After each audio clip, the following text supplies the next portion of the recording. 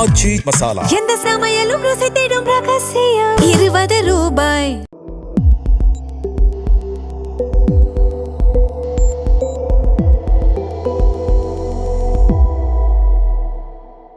தமிழ் தடம் நேயர்களுக்கு வணக்கம். நம்மோடு உரையாட ஊடகவியலாளர் திரு கேப்ரியல் இணைந்திருக்காங்க. வாங்க பேசலாம்.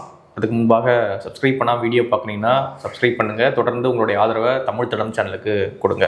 வணக்கம். வணக்கம். நேற்று அனிதா ராதாகிருஷ்ணன் அவர்கள் கைது செய்யப்பட்டிருந்தார். முதல்வர் சிஎம் நம்மளுடைய விஜய் அவர்களை அவதூறாக தரைக்குறைவாக பேசிட்டாரு அப்படின்னு சொல்லிட்டு கைது செய்திருந்தாங்க தமிழ்நாடு காவல்துறை. ஜாமீன் வாங்கிட்டார்.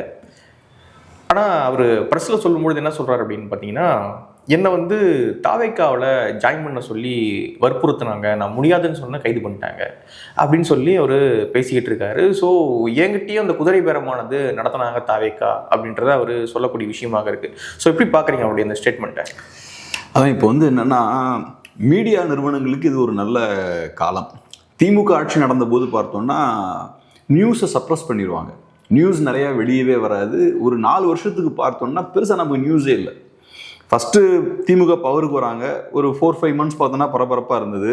அதுக்கப்புறம் ஒரு 4 இயர்ஸ் பார்த்தோன்னா பெருசாக நியூஸ் வராது. எதிர்கட்சிகள் பெருசாக பேச மாட்டாங்க, கூட்டணி கட்சிகள் பெருசாக பேச மாட்டாங்க, ஆக்டிவிஸ்ட்டுகளாக இருக்கலாம், மீடியாவாக இருக்கலாம், எல்லாருமே பார்த்தா குவைட்டாக இருந்தாங்க. நமக்கே நிறைய நேரம் தோணும், இன்னும் டெவலப்மெண்ட்ஸே இல்லையே.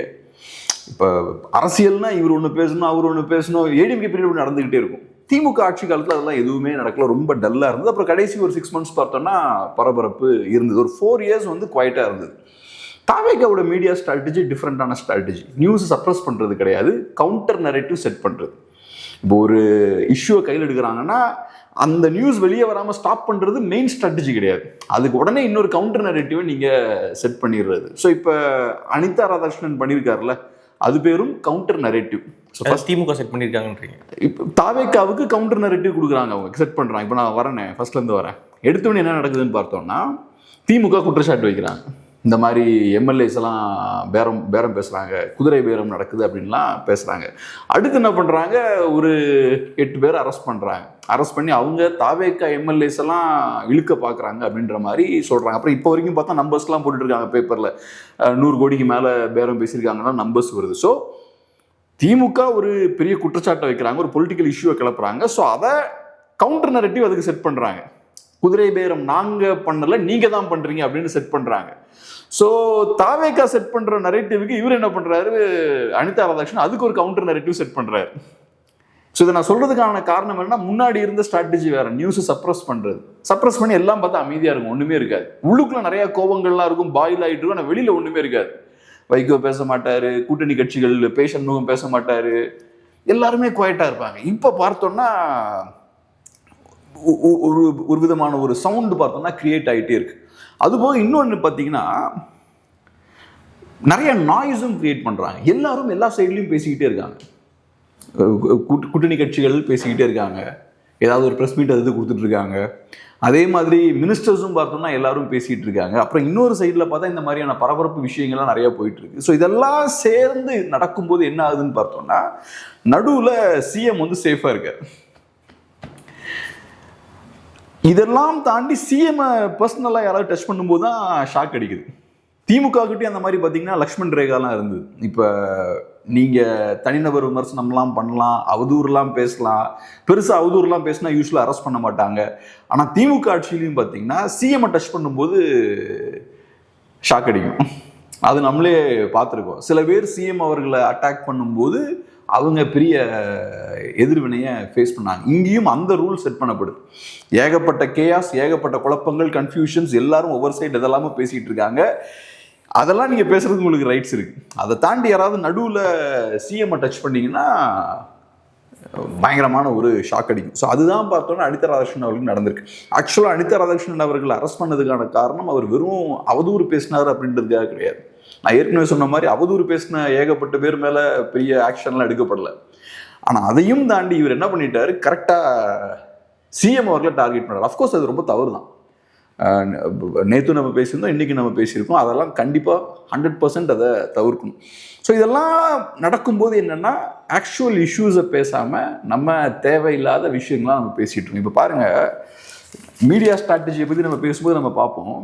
இப்போ லஞ்ச ஒழிப்பு போலீஸ் சோதனை அப்படின்னு போட்டு ஒரு 41 இடங்களில் சோதனை பண்ணியிருக்காங்க. நிறையா பணத்தெல்லாம் பறிமுதல் பண்ணியிருக்காங்க. 58 லட்ச ரூபா பறிமுதல் பண்ணியிருக்காங்கன்னு இதை போட்டிருக்காங்க. அரசு அலுவலகங்களில் மாநகராட்சி நகராட்சி அலுவலகங்களில் இது நடந்திருக்கு.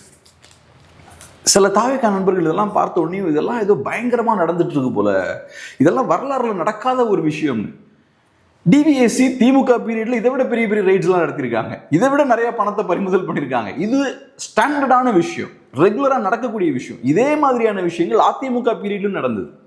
இது ஒன்றும் புது விஷயமே கிடையாது. ஆனால் இப்படிப்பட்ட ஒரு சிம்பிள் நியூஸ் இது இன்னைக்கு ஃப்ரண்ட் பேஜில் வருது. இந்த சிம்பிள் நியூஸை பெரிய ஒரு அச்சீவ்மெண்ட்னு நினச்சி சந்தோஷப்பட்டுட்டு ஒரு கொஞ்சம் பேர் இருக்காங்க. அப்புறம் ரெகுலராக டிவியில் சொல்லிக்கிட்டே இருக்காங்க ஊழல்லாம் ஒழிக்கப்பட்டுருச்சு. ஊழல் பார்த்தீங்கன்னா இப்போ கவர்மெண்ட் ஆஃபீஸ்லலாம் இல்லவே இல்லை. இதை பேசுகிற 95% ஆட்கள் கவர்மெண்ட் ஆஃபீஸ்க்கே போயிருக்க மாட்டாங்க. ஒரு வேலை விஷயமா சில காரியங்கள் செய்யணும்னு கவர்மெண்ட் ஆஃபீஸ் பக்கமே போயிருக்க மாட்டாங்க. அவங்களாம் நினச்சிட்டு இருக்காங்க கவர்மெண்ட் ஆஃபீஸ்லலாம் ஊழல்லாம் போயிடுச்சுன்னு பேசிட்டு இருக்காங்க. அப்புறம் இப்படி ஒரு நியூஸ் இப்படி வரும்போது செமையா அசத்திட்டு இருக்காங்கப்பா. ஊழலுக்கு எதிராக ஏகப்பட்ட வேலைகள் பார்த்துட்டு இருக்காங்கப்பா. அஃப்கோர்ஸ் இது ஊழலுக்கு எதிரான வேலை தான், அதெல்லாம் ஒன்றும் மாற்றுக்கிறது இல்லை. ஆனால் இது புது விஷயம் ஒன்றும் கிடையாது. இது ரெகுலரா நடக்கிற ஸ்டாண்டர்டான விஷயங்கள் தான், இது புதுசு கிடையாது. நம்ம ஏற்கனவே நேற்று நம்ம பேசணும் இல்லையா, பவருக்கு ஒரு பார்ட்டி வந்த உடனேயும் நிறைய எதிர்கட்சி லீடர்ஸை டார்கெட் பண்றது புது விஷயம் கிடையாது. எப்பவுமே புதுசா ஒரு கட்சி பவருக்கு வராங்கன்னா இதுக்கு முன்னாடி அதிகாரத்தில் இருக்கவங்க டார்கெட் பண்ணுவாங்க. ஒரு ஸ்டேட்டஸ்கோ செட் பண்றது, அவங்கள ஒரு இடத்துல உட்கார வைக்கிறதுக்கு அந்த விஷயத்த பண்ணுவாங்க. ஸோ இதுவும் ஏறக்குறைய அதே விஷயம்தான். ஆனால் இதில் என்ன வருத்தமான ஒரு விஷயம்னா, இதெல்லாம் பற்றி சூப்பராக பேசுகிறாங்க, ஆனால் பேச வேண்டிய விஷயத்த பேச மாட்டேங்கிறாங்க. இப்போ அரசு வழக்கறிஞர்களை நியமிக்கிறதுக்கு லஞ்சம் வாங்குறாங்க அப்படின்ற ஒரு குற்றச்சாட்டு இருக்கு. தாவேக்காவை சேர்ந்த ஒரு வழக்கறிஞர் வழக்கு பதிவு பண்ணியிருக்காங்க ஹைகோர்ட்டில். அதை பற்றி பேச மாட்டேங்கிறாங்க. இப்போ இப்போ இது ஃப்ரண்ட் பேஜில் இருக்குது, அது எங்கேயுமே காணும் தேடி பார்த்தா. ஸோ இப்போ இது முக்கியமான நியூஸாக இருக்குது, ஆனால் அதை பெருசாக கவர் பண்ண மாட்டேங்கிறாங்க. ஸோ அதனால் இதெல்லாம் நான் சொல்கிறதுக்கான காரணம் என்னென்னா, மக்கள் சீரியஸாக புரிஞ்சுக்கணும். நம்ம திரும்ப திரும்ப ரிப்பீட் பண்ணுறோன்னு கிடையாது. ஆக்சுவலாக நடக்கிற விஷயங்கள் பாருங்கள், பேப்பர்லாம் நீங்கள் கம்பேர் பண்ணி பாருங்கள். முக்கியமாக பேசப்பட வேண்டிய விஷயங்கள் பேசப்படலை. ரொம்ப ஸ்டாண்டர்டான சாதாரண விஷயங்கள் பெரிய விஷயங்கள் மாதிரி அப்படியே என்லார்ஜ் பண்ணி கொண்டு வரப்படுது, பூதாகரமாக்கப்படுது. ஸோ அதனால் இது ஒரு வகையில் அவங்களோட திறமையை காட்டுது. தாவேகா சைடில் எனக்கு தெரிஞ்சு திமுக பாஜக விட எஃபெக்டிவ் அவங்க மீடியாவை நரேட்டிவ்லாம் கண்ட்ரோல் பண்ணுறாங்க. எஸ்பெஷலி நான் அசந்து போனது எங்கன்னா, குதிரை பேரத்தை திமுக கையில் எடுக்கும்போது கவுண்டர் நரேட்டிவ் செட் பண்ணி அதை காலி பண்ணாங்க பாருங்க, அங்கே நிற்கிறாங்க. ஆமாம், அதை கவுண்டர் பண்ணுறதுக்கு அஃப்கோர்ஸ் அனிதா ராதாகிருஷ்ணன் அதை கையில் எடுக்கிறாரு அதே இதை. ஆனால் அது யாரும் நம்ப மாட்டாங்கல்ல, அது பெருசாக எடுபடாது. ஆனால் இப்போ தாவேக்காரங்க பெரிய ஒரு கான்ஸ்பிரசி நடக்குது, நூற்றுக்கணக்கான கோடி இன்வால்வ் ஆகிருக்கு, பூச்சுனாங்கன்னு வச்சுக்கோங்க, அது செம்மையாக எடுபடும். ஸோ அதனால் அந்த நரேட்டிவ் செட் பண்ணுறது, மீடியா கண்ட்ரோல், அப்புறம் எலெக்ஷன் அணுகக்கூடிய விதம், இதெல்லாம் ரொம்ப சயின்டிஃபிக்காக பண்ணுறாங்க அவங்க. ஸோ அனிதா ராதாகிருஷ்ணன் என்ன சொல்கிறார் அப்படின்னு பார்த்தீங்கன்னா, என்ன பேரம் பேசினாங்க அப்படின்னு வந்து சொல்கிறார். குதிரை பேரம் என்கிட்டையும் நடந்தது, நான் ஒத்துக்கலை, கைது பண்ணுறாங்க அப்படின்னு சொல்கிறார். இது ஒரு வகையில் வந்து கவுண்டர் அட்டாக் அப்படின்னு நீங்கள் சொன்னாலும், இது வந்து ஆக்சுவலாக நடக்கக்கூடிய இஷ்யூ வந்து மழுங்கடிக்கிற விவகாரம் இல்லையா? ஏன்னா வந்து தாவேக்கால தான் வந்து அதிமுக எம்எல்ஏக்கள் ரிசைன் பண்ணிட்டு போயிட்டு ஜாயின் பண்ணிட்டு இருக்காங்க. அப்போ மக்கள் பார்க்கும்போது ஒரு அதிருப்தி இருக்கு, ஏன் இப்படி பண்ணிட்டு இருக்காங்க தாவேக்கா, இப்போதான் 1 மாதம் ஆயிருக்கு, அதுக்குள்ள ஏன் அப்படிலாம் பண்ணிக்கிட்டு இருக்காங்க, இங்கே தான் ஏதோ தவறு நடக்குது, குதிரை பேரமா அப்படிலாம் மக்களுக்கு கரெக்டாக அது காயின் பண்ண தெரியல, ஆனால் ஏதோ தவறு நடக்குது இங்கே தாவேக்கால அப்படின்னு மட்டும் அவங்களால புரிஞ்சுக்க முடியுது. அப்படி ஒரு அதிருப்தி வந்து பில்ட் ஆகும் பொழுது தாவேக்கா மேலே மக்களுக்கு தேவையில்லாமல் நீங்கள் கவுண்டர் அட்டாக் அப்படின்ற பேரில் அனிதா ராதாகிருஷ்ணன் வந்து என்ன பேரம் பேசுகிறாங்க அப்படின்றாங்க. மக்களுக்கு பார்க்கும்போது தெரியும், அனிதா ராதாகிருஷ்ணன்லாம் போயிட்டு வந்து பேரம் பேச முடியாது, அவர் வந்து முக்கியமான பொறுப்பில் இருக்கார் தாவேக்கால, முன்னாள் அமைச்சர். ஸோ அவர்கிட்ட போய் தாவேக்கா வந்து பேரம் பேசுவாங்களா அப்படின்ற மாதிரியான ஒரு பார்வை தான் இருக்கும். ஸோ கவுண்டர் அட்டாக் பண்ணலாம், ஆனால் ஆக்சுவலாக இருக்கக்கூடிய இஷ்யூவை மழுங்கடிக்கூடாது இல்லை. நான் எப்படி பார்க்குறேன்னா, தாவேக்கா ஒரு கவுண்டர் நரேட்டிவ் செட் பண்ணுறாங்கல்ல, அப்போவே இந்த இஷ்யூவை அவங்க மழுங்கடிச்சிட்டாங்க அப்படின்ற மாதிரி தான் பார்க்குறேன். குறிப்பாக திமுக பெரிய ஒரு குற்றச்சாட்டை வைக்கிறாங்க, குதிரை பேரம் நடக்குதுன்ற குற்றச்சாட்டை முன் வச்சு பெரிய அழுத்தத்தை போடுறாங்க. அது ஆக்சுவலாக வேலிடான ஒரு குற்றச்சாட்டு தான். நிறைய எம்எல்ஏஸ் இங்கே வந்து சேர்றாங்கன்னா பேக்ரவுண்டில் ஏதோ பெருசாக நடக்குது அப்படின்றது நியாயமான ஒரு குற்றச்சாட்டு தான். அதை தாவேக்கா கவுண்டர் பண்ணுறாங்க. அதை கவுண்டர் பண்ணுறதுக்கு ஒரு நரேட்டிவை செட் பண்ணுறாங்க. அப்புறம் நிறைய அரஸ்ட்லாம் நடக்குது, இந்த விஷயங்கள்லாம் வரும்போது புதுசாக இன்னொரு நரேட்டிவ் செட் ஆகுது. ஸோ தாவேக்கா எப்போ அந்த விஷயத்த பண்ணாங்களோ அப்போவே இந்த இஷ்யூவை மழுங்கடிச்சிட்டாங்க. இப்போ அதுக்கப்புறம் என்ன பண்றாரு, அனிதா ராதாகிருஷ்ணன் அவர்கள் திரும்ப அதே ஆங்கிள் என்னையும் விலை பேச முயற்சி பண்ணாங்க, அழுத்தம் போட்டாங்க அப்படின்ற மாதிரி அவரும் சொல்றாரு. ஸோ இப்போ என்னன்னா, திரும்ப திரும்ப ஒரு விஷயத்த சொல்லும்போது அதோட வேல்யூ போயிடும். எல்லாருமே குதிரை பேரம்னு ரொம்ப கேஷுவலா அதை சொல்ல ஆரம்பிச்சிட்டாங்கன்னா அதுக்கு இருக்கக்கூடிய முக்கியத்துவம் போயிடும். ஆனா நான் என்ன சொல்ல வரேன், அதோட முக்கியத்துவம் ஒரு 70% போயிருச்சு ஏற்கனவே. எப்ப டிவிக்கு கையில் எடுத்தாங்களோ அப்பவே போயிருச்சு. அனிதா ராதாகிருஷ்ணனை பொறுத்தளவுல அது அவர் கொஞ்சம் ஒரு ஃபன்னா பேசக்கூடிய ஒரு இண்டிவிஜுவல். அந்த டோன்ல தான் இப்ப இதை நம்ம எடுத்துக்க முடியும். ஸோ அதனால இந்த இஷ்யூவை எஃபெக்டிவா மழுங்கடிச்சது யாருன்னு பார்த்தோம்னா தாவேகா தான். இப்ப இந்த ஒரு 3 days இவ்வளவு சத்தங்கள் கிரியேட் ஆகுது பாருங்க, ஏகப்பட்ட நாய்ஸ் கிரியேட் ஆகுது, நிறைய சத்தம் இருக்கு, நிறைய சத்தம் அரசியலில் கிரியேட் ஆகுதுனாலே சில நேரங்களில் எதையோ பெருசா மறைக்கிறாங்கன்னு அர்த்தம். ஏதாவது ஒரு பெரிய விஷயத்த மறைக்கும் போது தேவையில்லாத நிறைய டிஸ்ட்ராக்ஷனை கிரியேட் பண்ணுவாங்க. ஏகப்பட்ட டிஸ்ட்ராக்ஷன் நம்ம இந்த லாஸ்ட் ஒரு 3 days பார்த்துருக்கோம். அப்போ எதை மறைக்கிறாங்க? விஜயபாஸ்கர் அவர்கள் நேற்று கட்சியில் வந்து சேர்றாரு. என்னை பொறுத்தளவில் அதுக்கான டிஸ்ட்ராக்ஷன் தான் இது எல்லாமே. இப்போ நிர்மல்குமார் அவர்கள்ட்ட கேட்குறாங்க, விஜயபாஸ்கர் அவர் இந்த அனிதா ராதாகிருஷ்ணன் அவர்களை இந்த மாதிரி உள்ள இழுக்க முயற்சி பண்ணீங்களான்னு கேட்குறாங்க. அதுக்கு அவர் சொல்றாரு, தவம் இருந்தாலும் நாங்கள் அவரை சேர்த்துக்க மாட்டோம், அவர் ரவுடின்னு சொல்றாருன்னு நினைக்கிறேன். அந்த மாதிரி ஏதோ ஒரு வார்த்தை யூஸ் பண்ணி சொல்றாரு. ஸோ அப்போ நீங்கள் தவம் இருந்தாலும் அனிதா ராதாகிருஷ்ணனை சேர்த்துக்க மாட்டீங்க, ரைட்டு. ஆனால் விஜயபாஸ்கர் அவர்களை சேர்த்துப்பீங்க, அப்புறம் 2 விஜயபாஸ்கர் அவர்களையும் நீங்கள் சேர்த்துப்பீங்க. அதுக்கு தவம்லாம் இருக்கணுமான்னு எனக்கு தெரியல. செங்கோட்டையன் அவர்களை நீங்க சேர்த்துப்பீங்க, அதிமுக வர எம்எல்ஏஸ்லாம் சேர்த்துப்பீங்க. அதுக்கெல்லாம் தவம் இருக்கணுமா என்ன இருக்கணும்னு தெரியல. பட் அவங்களெல்லாம் நீங்க சேர்த்துக்கிறீங்க. சேர்த்ததுக்கு அப்புறமும் பார்த்தா குறைந்தபட்சம் நான் எப்படி பாக்குறேன்னா, எல்லாருக்கும் தெரியும் தாவேகா தூய அரசியல் பேசின அது இதெல்லாம் பேசிக்கிட்டு இன்னைக்கு விஜயபாஸ்கர் எல்லாம் உள்ள கொண்டு வராங்கன்னா கண்டிப்பா நிறைய கேள்விகள் வரும்னு தெரியும். அதுக்கு தான் இவ்வளவு பெரிய டைவர்ஷன் நடந்துட்டு இருக்கு. குறைந்தபட்சம் அந்த நிகழ்வை சைலண்டா முடிச்சுட்டாவது போயிருக்கலாம். குவைட்டா வந்து சின்ன ஒரு சிம்பிளான ஒரு நிகழ்வை வச்சுட்டு கட்சியில போய் நீங்க சேர்ந்துருக்கலாம். அங்கேயும் பார்த்தா விஜயபாஸ்கர் அவர்கள் ஃபுல்லா டாமினேட் பண்றாரு, ஃபுல் ஃபோர்ஸ்ல இறங்குறாரு. ஆமா, அவரு செல்ஃபி எடுங்கன்றாரு, ரீல்ஸை போடுங்கன்றாரு, சாப்பிடும் போதும் பார்த்தோன்னா ஃபுல் எனர்ஜியில இருக்காரு. ஈவென்ட் ஸ்டார்ட் ஆகிறதுக்கு முன்னாடில இருந்து அவர் ஃபுல் எனர்ஜியில தான் இருக்காரு. ஸோ அவரை பொறுத்தளவுல இங்க நான் தான் ஸ்டார் அப்படின்றத எஸ்டாப்ளிஷ் பண்றாரு. இந்த நிகழ்வுக்கு நான் தான், எந்த கில்ட்டும் எனக்கு கிடையாது. ஆமா, நான் கிளீனா இருக்கேன், இந்த நிகழ்வை பொறுத்தளவுல நான் தான் ஸ்டார், மாற்று அரசியலுக்கான ஆள் நான் தான் அப்படின்றதையும் ரொம்ப போல்டா அவர் அங்க எஸ்டாப்ளிஷ் பண்றாரு. ஸோ இதெல்லாம் பண்ணும்போது இப்போ குவைட்டா இருந்துதான் வச்சுக்கோங்களேன், பெருசா டச் பண்ணிருக்க மாட்டாங்க. ஏன்னா ஏகப்பட்ட டைவர்ஷன்ஸ் இருக்குங்க. இந்த மாதிரி பெரிய ஒரு சதி நடக்குதுன்றாங்க, அப்புறம் நம்ம இந்த கரப்ஷனுக்கு எதிராக தாவேகா போறாங்கன்றாங்க, அனிதா ராதாகிருஷ்ணனை அரெஸ்ட் பண்றாங்க. இது எல்லாமே ஒரு 3 days நடக்குது. ஸோ இந்த டைவர்ஷன்லாம் இருந்ததால யாரும் பெருசா விஜயபாஸ்கர் அவர்களை யாரும் ஃபோக்கஸ் பண்ணல. ஆனா விஜயபாஸ்கர் அவர்கள் கொடுத்த பெர்ஃபார்மன்ஸ் இருக்கு பாருங்க, அங்க அது நடந்ததுக்கு அப்புறம் தான் அது ஒரு பேசு பொருளா மாறுது. அதுக்கப்புறம் அதை ட்ராவல் பண்றாங்க. ஏன்னா அவர் வந்து தூய சக்தி, இந்த தூய அரசியல், மாற்று அரசியல்னு பேசுறாருன்னு நினைக்கிறேன் விஜயபாஸ்கர் அவர்கள் ஸ்டேஜ்ல. ஸோ அவர் வந்து ஸ்டேஜ்ல வந்து மாற்று அரசியல்லாம் பேசும்போது டெஃபினட்டா அது கேலியா தான் பார்க்கப்படும், சிரிப்பு தான் வரும். ஆமா, அது சீரியஸா யாரும் பார்க்க மாட்டாங்க. ஸோ அதுக்கப்புறம் தான் அது சோசியல் மீடியால எக்ஸ்போஸ் ஆக ஆரம்பிக்குது. ஆனா நான் பார்த்த அளவுல தாவேகா ஒரு பார்ட்டியா அந்த இஷ்யூ பெருசா வெடிக்காம ஓரளவுக்கு ஸ்டாப் பண்ணிட்டாங்க. இந்த டைவர்ஷன் இப்ப நான் சொன்னேன்ல, இது எதுவுமே இல்லை. இது எதுவுமே இல்லாம விஜயபாஸ்கர் அவர்கள் கட்சியில போய் சேர்ற அந்த நிகழ்வு நடக்குதுன்னு வச்சுக்கோங்களேன், அதை பெருசா பேசியிருப்பாங்க எல்லாருமே, அதை மட்டும் தான் பேசியிருப்பாங்க. அதை மட்டும் பேசும்போது உங்களை நோக்கி ஏகப்பட்ட கேள்விகளும் கேட்டிருப்பாங்க. ஆனா அதை எஃபெக்டிவா ஸ்டாப் பண்ணிட்டாங்க. பேப்பர்ல கூட பாத்தீங்கன்னா பெருசா அந்த நியூஸ் வரல. எல்லா நியூஸ் மீடியாலும் அந்த நியூஸை ரொம்ப சிம்பிளான சின்ன நியூஸா தான் போட்டாங்க. ஓகே, ஸோ இந்த தேவையில்லாத இந்த டிஸ்ட்ராக்ஷன்ஸ்லாம் இருக்கு பாருங்க, இதுக்கெல்லாம் எந்த பொலிட்டிக்கல் சிக்னிஃபிகன்ஸும் கிடையாது. அதுக்கு தான் பொலிட்டிக்கல் சிக்னிஃபிகன்ஸ் உண்டு. ஏன்னா நீங்க பெரிய மாற்றை ஏற்படுத்திட்டோன்னு சொல்றீங்க. இப்ப இதுல சைக்கலாஜிக்கலா ஒரு விஷயம் சொல்றேன். இப்ப தாவேகாவோட கிளைம் என்ன, நாங்க மாற்ற ஏற்படுத்தியாச்சு, அரசியல் மாற்றம் கொண்டு வந்தாச்சு. ஸோ இப்ப மக்களும் அடுத்து என்ன எதிர்பார்ப்பாங்க, மாற்றம் ஏற்பட்டுச்சு, மாற்றம் எங்கேன்னு தேடுவாங்க. அப்ப இந்த மாதிரி ஒரு நியூஸை பார்க்கும்போது ரைட்டுப்பா, லஞ்சம் ஊழலுக்கு எதிராக பயங்கரமான ஆக்ஷன் எடுக்கிறாங்க, மாற்றத்துக்காக ஓட்டு போட்ட மாற்றத்தை கொண்டு வந்துட்டாங்க. இது ஏற்கனவே நடந்ததா, ரெகுலரா நடக்கிற விஷயமா எனக்கு கவலை இல்லை. முன்னாடி நான் நோட் பண்ணது இல்லை, இப்ப நான் பாக்குறேன். இப்ப நான் பொலிட்டிக்கலா வந்து ஓட் போட்டிருக்கேன் புதுசா ஒரு கட்சிக்கு. நான் வந்ததுக்கு அப்புறம் இது நடக்குதுன்னா அப்ப மக்களுக்கும் ஒரு செல்ஃப் அந்த ஓனர்ஷிப் எடுப்பாங்க. அதுக்கு நான் ஒரு மாற்றத்தை ஏற்படுத்தியிருக்கேன், அதன் விளைவா இந்த மாதிரியான விஷயங்கள்லாம் நடக்குது, ஸோ இதுக்கு கிரெடிட் நான் எடுப்பேன்னு எடுத்துப்பாங்க. ஸோ மக்களும் பார்த்தா சந்தோஷமா ஃபீல் பண்றாங்க. இப்போ நீங்க யோசிச்சு பாருங்க, இந்த இடத்துல விஜயபாஸ்கர் போட்டோ வந்து என்ன பண்ணுவாங்க, கோவப்படுவாங்க. என்னடா அது மாட்டுன்னு ஓட்டு போட்டும் பார்த்தா இவர் வந்து உட்கார்ந்துருக்காரு, யாரு வேண்டான்னு ஓட்டு போட்டோமோ அவரு வந்து உட்கார்ந்துருக்காரு கரெக்டா. ஸோ அப்போ அந்த மக்களுக்கு ஒரு டிஜெக்ஷன் ஏற்படும். ஸோ அந்த மக்களை சாட்டிஸ்ஃபைடாக ஃபீல் பண்ணுறதுக்கு நீங்கள் என்ன பண்ணணுமோ அதை ப்ரொஜெக்ட் பண்ணணும். அந்த மக்களை டிஜெக்டடாக ஃபீல் பண்ணுறதுக்கு எதெல்லாம் ஒதுக்கணுமோ அதெல்லாம் ஓரங்கட்டிடணும். ஸோ இந்த மாதிரியான விஷயங்களை கரெக்டாக அவங்க மீடியா ஸ்ட்ராட்டஜிலாம் ரொம்ப பியூட்டிஃபுல்லாக பண்ணிட்டு இருக்காங்க. இன்ஃபேக்ட் மற்ற கட்சிகளுக்கெல்லாம் கஷ்டம்தான் அவங்க கூட போட்டி போடுறது ஃபியூச்சரில்.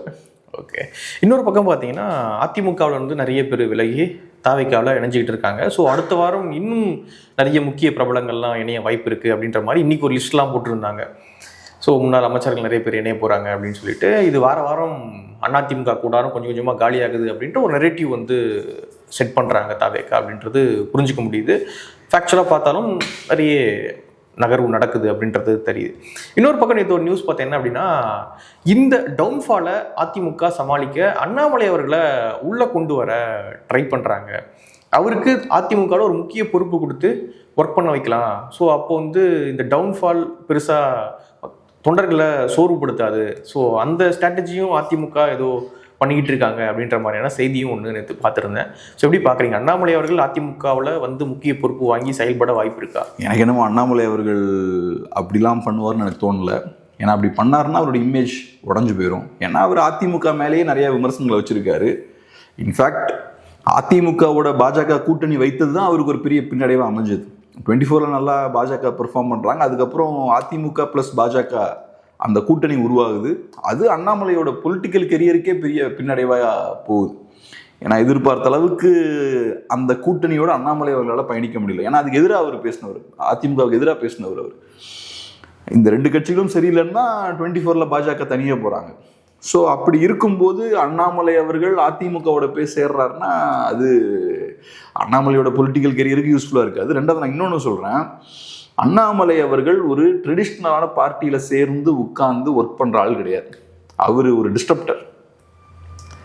பாஜகவில் தானே நடந்திருக்கு. பாஜகவில் ஆக்சுவலாக அண்ணாமலை என்ன பண்ணியிருக்காருன்னா பாஜகன்ற கட்சிக்கு பெரிய ஒரு டிஸ்ட்ரப்ஷனை தான் ஏற்படுத்தியிருக்காரு, பெரிய ஒரு சேதாரத்தை தான் ஏற்படுத்தியிருக்காரு. அவர் வந்தார், பயங்கரமான நாய்ஸ் கிரியேட் பண்ணார், அட்ராக்ஷன்லாம் ஏற்படுத்தினார். ஆனால் எண்ட் ஆஃப் த டே அவர் கட்சிக்கு வந்ததுக்கப்புறம் ஒரு 6-7 இயர்ஸ் என்ன நடந்ததுன்னு பார்த்தீங்கன்னா கட்சி பெரிய பின்னடைவை தான் ஃபேஸ் பண்ணியிருந்தாங்க தமிழ்நாட்டில் பாஜக. நீ அதுக்கு வேறு நிறைய காரணங்கள் சொல்லலாம். நீங்கள் அண்ணாமலை அவர்களே ஸ்டேட் பிரசிடெண்ட்டாக போட்டிருந்தா சரியாக இருக்கும், அதிமுகவோட கூட்டணிக்கு போயிருக்கூடாது, இப்படிலாம் நிறையா சொல்லலாம். ஆனால் அதெல்லாம் தாண்டி ஒரு இண்டிவிஜுவலால் பாஜகவுக்கு டிஸ்ட்ரப்ஷன் தான். பாஜகவை 2ஆக உடைச்சிருக்காரு. பாஜகவில் கூடிய மோஸ்ட் ஆக்டிவ் எலிமெண்ட்ஸ்லாம் அவரோட கூட்டு போயிட்டார். சிம்பிளான விஷயம் என்னன்னா, சில பேருக்கு அடுத்தவங்களோட லீடர்ஷிப்புக்கு கீழே வேலை பார்க்க முடியாது. சில பேருக்கு அங்கே ஒரு சிஸ்டம் இருக்கும்ல, அந்த சிஸ்டமுக்கு உள்ள உட்பட்டு செயல்பட முடியாது. சில பேர் பார்த்தீங்கன்னா இண்டிவிஜுவலாக தான் செயல்படுவாங்க. அண்ணாமலை அவர்கள் இண்டிவிஜுவலாக செயல்படக்கூடிய ஒரு மனிதர். அதை நான் ஃபர்ஸ்ட்ல இருந்தே நான் அப்சர்வ் பண்ணிட்டு இருக்கேன். அவர் ஸ்டேட் பிரசிடென்ட்டாக இருக்கும் போதுமே மற்ற எல்லாரையும் ஃபுல் கண்ட்ரோல் கீழே கொண்டு வந்துட்டார். அவர் ஒரு இண்டிவிஜுவலாக தான் செயல்பட்டார். மீதி இருக்க ஆட்கள்லாம் அவரை ஃபாலோ பண்ணணும். இப்போ சீமான் அவர்கள் அப்படி செயல்படக்கூடிய ஒரு இண்டிவிஜுவல் தான். ஸோ சீமான் அவர்கள் ஒரு தனி கட்சியோட தலைவராக இருக்க வரைக்கும் தான் அவருக்கு கரெக்டாக ஃபங்க்ஷன் ஆக முடியும். இன்னொரு கட்சியில் சீமான் அவர்கள் போய் சேர்றாருன்னு வச்சுப்போம், அங்கே அவருக்கு ஸ்பேஸ் இருக்காது. அங்கே அந்த கட்சி ஒரு நரேட்டிவ் செட் பண்ணும், ஒரு கட்சி ஒரு அரசியலை கையில் எடுக்கும், அதுக்கு உட்பட்டு நீங்கள் செயல்படணும். அப்புறம் அந்த கட்சிக்குன்னு ஒரு ஸ்ட்ரக்சர் இருக்கும், அதுக்குள்ளே உட்பட்டு நீங்கள் செயல்படணும். உங்களுக்கு பிடிச்ச மாதிரி நீங்கள் நரேட்டிவ் செட் பண்ண முடியாது, எதிரியை ஃபிக்ஸ் பண்ண முடியாது, அட்டாக் பண்ண முடியாது, இதெல்லாம் பண்ண முடியாது. அண்ணாமலை அவர்களுக்கு அது செட் ஆகாது. இன்ஃபேக்ட் இந்த அலைன்ஸ் கேம்ஸ் கூட அதனால தான் அண்ணாமலை அவர்களுக்கு சரியாக செட் ஆகலை. அதை மீறி நீங்கள் அண்ணாமலை அவர்களெல்லாம் உள்ளே கொண்டு வந்தீங்கன்னா பாஜகவுக்கு நடந்ததான் நடக்கும். உங்கள் கட்சி இன்னொரு பாதியும் காணாமல் போயிடும். ஏற்கனவே ஒரு பாதி காணாமல் போயிடுச்சு, அடுத்த பாதியும் காணாமல் போகும். நான் சொன்ன மாதிரி அவர் ஒரு இடத்துல ஃபிட்டாகி ஒர்க் பண்ணுறவரில் அதுக்கு பொருத்தமில்லாத ஒரு ஆளை உள்ளே கொண்டு வந்தீங்கன்னா டிஸ்ட்ரப்ஷன் கிரியேட் ஆகும், நிறைய ஃப்ரிக்ஷன் ஏற்படும் அங்கே. ஏன்னா அதிமுக மாதிரி கட்சிக்குள்ள நிறைய செக்ஸ் அண்ட் பேலன்ஸ் இருக்கும், நிறைய கண்ட்ரோல்ஸ் இருக்கும். அதுக்குள்ளெல்லாம் இவங்க ஃபிட் ஆக மாட்டாங்க. அந்த மாதிரியான கண்ட்ரோல்ஸ்லாம் வரும்போது முரண் ஏற்படும். ஸோ அதனால் இப்போ நம்ம மீடியாவில் நிறைய பேரை பார்ப்போம், அவங்களால வேற ஒரு மீடியா கம்பெனியில் சேர்ந்து ஒர்க் பண்ண முடியாது. அந்த மாதிரி தான் அண்ணாமலை அவர்களால் இன்னொரு கட்சியில் சேர்ந்து ஒர்க் பண்ண முடியாது. அதை மீறி அதிமுக அப்படிப்பட்ட முயற்சிகள்லாம் எடுத்தாங்கன்னா அது டெஃபினட்டாக பேக் ஃபயர் தான் ஆகும், அதில் சந்தேகமே வேண்டாம். என்னை பொறுத்தளவு அண்ணாமலையும் சரி அதிமுகவும் சரி அப்படிப்பட்ட சிந்தனையில் இருப்பாங்களான்னு தெரியல. இந்த நியூஸ் எங்கே படிச்சிங்க? இது வந்து பாலிமர் சேனல். ஓகே, அவங்க வந்து என்ன சொன்னாங்க அப்படின்னா, மாவட்ட செயலாளர்கள், அதிமுகவுடைய மாவட்ட செயலாளர்கள் ஒரு ரகசிய கூட்டம் போட்டாங்க, அந்த கூட்டத்தில் இது விவாதிக்கப்பட்டது, இது வந்து தலைமைக்கு கடத்த போகிறாங்க அப்படின்ற மாதிரியான விஷயங்கள்லாம் அதில் சொல்லியிருந்தாங்க. ஸோ தொண்டர்கள் சோர்வில் இருக்காங்க, ஸோ அவங்களுக்கு ஒரு உத்வேகம் கொடுப்போம் அப்படின்ற அடிப்படையில் அந்த தலைவர் உள்ள கொண்டு வந்தால் கொஞ்சம் பூஸ்ட் கிடைச்ச மாதிரி இருக்கும் அப்படின்னு யோசிக்கிறாங்க போல அவங்க. ஆனால் நான் சொன்ன இந்த சிக்கல்கள்லாம் இருக்குது. இல்லாட்டி நீங்கள் அண்ணாமலை அவர்கள் கையில் ஃபுல்லாக பார்ட்டியை கொடுத்தீங்கன்னா அவர் லீட் பண்ணுவார். பார்ட்டியோட லீடர்ஷிப் அவர்கிட்ட கொடுத்தீங்கன்னா அவர் லீட் பண்ணுவார். ஆனால் உங்கள் லீடர்ஷிப்புக்கு கீழே அவரை கொண்டு வந்தீங்கன்னா ஏற்கனவே உங்களுக்கு ஏகப்பட்ட சிக்கல்கள் இருக்குது உங்கள் லீடர்ஷிப்புக்கு கீழே, இது இன்னொரு பிரச்சனையாக மாறும். எனக்கு என்னமோ அதுக்கான பிளான்லாம் இருக்குன்னு தோணலை. ஆனால் அண்ணாமலை அவர்கள் கட்சியை விட்டு வெளியே வந்தார், பாஜக விட்டு வெளியே வந்தார், புது கட்சியை நான் தொடங்க போகிறேன் அப்படின்னாரு. ஆனால் இது வரைக்கும் அவர் பழைய அண்ணாமலையாக அவர் வெளியே வரவே இல்லை. ஏன்னா பாஜகவில் இருந்தபொழுது இப்படி அண்ணாமலை நம்ம பார்த்ததே இல்லை, ரொம்ப அக்ரெசிவாக இருப்பார், அடிச்சு புட்டிச்சு ப்ரெஸ் மீட் கொடுக்கக்கூடிய அண்ணாமலையை நம்ம பார்த்துருப்போம். ஆனால் வெளியே வந்த பிறகு ரொம்ப சைலண்ட்டாக காமா, சொல்லுங்கண்ணா, இருங்கண்ணா, ப்ரெஸ் மீட் ஆனா கொடுப்போண்ணா அப்படின்னு வந்து ரொம்ப காமாக போயிட்டு இருக்காரு. ஸோ என்ன பண்ண ட்ரை பண்ணுறாரு? இப்போ என்ன பொறுத்தளவில் அஃப்கோர்ஸ் அண்ணாமலை அவர்கள் வந்து அவரோட ஃபேமுக்கான காரணம் என்னன்னா திமுக எதிர்ப்பு அக்ரெசிவாக பண்ணார். அதிமுகவை விட இபிஎஸ்ஸை விட திமுக எதிர்ப்பு ரொம்ப அக்ரெசிவாக பண்ணார். அது திமுக எதிர்ப்பாளர்களுக்கு ரொம்ப பிடிச்சது. ஸோ அவங்க அண்ணாமலை அவர்களை கொண்டாட ஆரம்பித்தாங்க. இப்போ திமுக எதிர்ப்பு அரசியலை தாவேகா கையில் எடுத்துட்டாங்க. நீங்கள் இப்போ அரசியலுக்கு வந்து திமுக எதிர்ப்பை மட்டும் நீங்கள் பேசுகிறீங்கன்னா நீங்கள் நேற்று இருந்த மாதிரியான சூழல் இல்லை. நேற்று உங்களுக்கு போட்டி இல்லை. இன்னைக்கு தாவேகா அந்த அரசியலை பயங்கரமாக கையில் எடுத்து வச்சுருக்காங்க. ஸோ நீங்கள் அப்போ தாவேகா ஒரு சைடில் அந்த அரசியலை பெருசாக பண்ணுவாங்க, சைடில் நீங்களும் அதே அரசியலை பண்ணுவீங்க. இன்னைக்கு இருக்கக்கூடிய அரசியல் சூழல் பார்த்தோம்னா எல்லாருமே கொஞ்சம் வெயிட் அண்ட் வாட்ச் கேம் தான் ப்ளே பண்ணுறாங்க. என்ன நடக்குதுன்னு பார்த்துட்டு இருக்காங்க. அதிமுக வீழ்வாங்களா இருப்பாங்களா, திமுக அக்ரெசிவாக அட்டாக் பண்ண போகிறாங்களா இல்லையா, 6 மாதம் டைம் வந்து தாவேக்காவுக்கு தேவையோ இல்லையோ மற்ற கட்சிகள் எல்லாருக்கும் தேவை. நமக்கும் மீடியா காட்டிலும் அந்த மாதிரி வெயிட் பண்ணிட்டு தான் இருக்காங்க. இப்போ நமக்கு என்னன்னா இழக்கிறதுக்கு ஒன்றும் இல்லை, அதனால எடுத்தோடனே நம்ம கல் எறியோம். பட் நீங்கள் நல்லா சீசன்டான ஜேர்னலிஸ்ட்லாம் பார்த்தீங்கன்னா வெயிட் அண்ட் வாட்ச், என்ன நடக்குதுங்க, புதுசாக திடீர்னு ஒரு பிளேயர் உள்ளே வந்திருக்காங்க நம்ம பாட்டுக்கு. அதனால தான் பார்த்தீங்கன்னா தாவேக்காவை ஃபஸ்ட்டு பயங்கரமாக எதிர்த்தவங்க எலெக்ஷனுக்கு அப்புறம் ரொம்ப குவைட் ஆகிட்டாங்க. அதுக்கான காரணம் என்னன்னா அவங்களுக்குலாம் இழக்கிறதுக்கு நிறையா இருக்குது. பெரிய பெரிய நிறுவனங்களை ரன் பண்ணிட்டு இருப்பாங்க, அவங்களுக்கு they have lot to lose. நமக்கு அந்த மாதிரி எதுவும் உண்டு. ஸோ அப்படி இருக்கும்போது கொஞ்சம் லைட், நம்ம கொஞ்சம் ரெஸ்பான்சிபிளாக பிஹேவ் பண்ணணும், கொஞ்சம் என்ன நடக்குதுன்னு பார்ப்போம், இவங்க ஸ்டேபிளாக இருப்பாங்களா, அந்த விஷயங்கள்லாம் பார்ப்பாங்க. ஸோ இப்போ தாவேக்காவும் பார்த்தோன்னா அந்த ஒரு பவர்ஃபுல் இமேஜை மெயின்டைன் பண்ணுறாங்க. சிறிய கட்சிகள் ஃபர்ஸ்ட் ஒரு டவுட்ல இருந்தாங்க, இப்போ அவங்க ஓரளவுக்கு தாவேக்கா கண்ட்ரோல் கீழே வந்துட்டாங்க. எனக்கு என்னமோ தாவேக்கா போக போக இன்னும் கொஞ்சம் டாமினன்ட் ஆவாங்க, அவங்க கண்ட்ரோல் கீழே எல்லாத்தையும் ஓரளவுக்கு கொண்டு வந்துருவாங்கன்னு நினைக்கிறேன். ஸோ அதை நம்ம வெயிட் பண்ணி பார்ப்போம். ஸோ அதனால ஒன்று அண்ணாமலைக்கும் அந்த டைம் வேணும். ஸோ இப்போ அவர் பார்த்தீங்கன்னா ரொம்ப ஸ்ட்ரிக்ட்லி ஏபொலிட்டிக்கலாக இருக்கார். அவர் வந்து ஏதோ அரசியல் ஸ்டாண்ட் எடுக்கலாம், ஆனால் அவர் ரொம்ப கவனமாக அரசியல் சாயமே இருக்கக்கூடாதுன்னு ரொம்ப ஸ்ட்ரிக்ட்லி ஏபொலிட்டிக்கலாக இருக்கார். அவர் கடைசியாக பேசின வீடியோலாம் பார்க்கும்போது ஸ்ட்ரிக்டாக அரசியல் உள்ளே வரக்கூடாதுன்னு கவனமாக இருக்கார். ஸோ முதல்ல ஒரு பேஸை செட் பண்ணலான்னு மேபி நினைக்கலாம், ஒரு ஆர்கனைசேஷன் பேஸ் ஏதாவது ஒன்று செட் பண்ணிவிட்டு அதுக்கப்புறம் மேபி ஒரு பொலிட்டிக்கல் ஸ்டாண்ட் எடுக்கலாம் இருக்கிற சூழல்கள்லாம் பேஸ் பண்ணி. ஏன்னா இப்போ நீங்கள் பழைய திமுக எதிர்ப்பு பேசுனீங்கன்னா அதே ரிசல்ட் கிடைக்காது, எடுபடாது. ஏன்னா அதுக்கு இவங்க கையில் தூக்கிட்டாங்க அதை. அப்புறம் ஆளுங்கட்சியும் இல்லை திமுக. ஆமாம், ஆளுங்கட்சியும் இல்லை. அப்போ நீங்கள் தாவேக்காவை அட்டாக் பண்ணீங்கன்னா திமுக எதிர்ப்பாளர்களுக்கு அது அவ்வளோ சாட்டிஸ்ஃபேக்டரியாக இருக்காது. ஸோ இதெல்லாம் மேபி அவர் கொஞ்சம் வாட்ச் பண்ணுவாராக இருக்கும். அதுக்கப்புறம் உள்ளாட்சியை ஃபேஸ் பண்ணிவிட்டு அதுக்கப்புறம் மெதுவாக ஒவ்வொரு காய்களாக நகர்த்தலாம். இப்போதைக்கு தாவேக்கா கொஞ்சம் கம்ஃபர்டபுளான பொசிஷனில் தான் இருக்காங்க. ஆனால் போக போக கம்ஃபர்டபுளாக இருக்க முடியாது, நிறைய பிரச்சனைகள் வரும். இவங்களும் ஜஸ்ட் another பார்ட்டி தானே, எல்லாருக்கும் இருக்கிற பிரச்சனைகள் இவங்களுக்கும் வரும். ஸோ அப்போ மேபி ஸ்டெப் பை ஸ்டெப் அவர் மூவ் பண்ணலாம். ஓகே, பார்க்கலாம். நிறைய விஷயங்கள் மூட பகிர்ந்துக்கிட்டீங்க. நன்றி.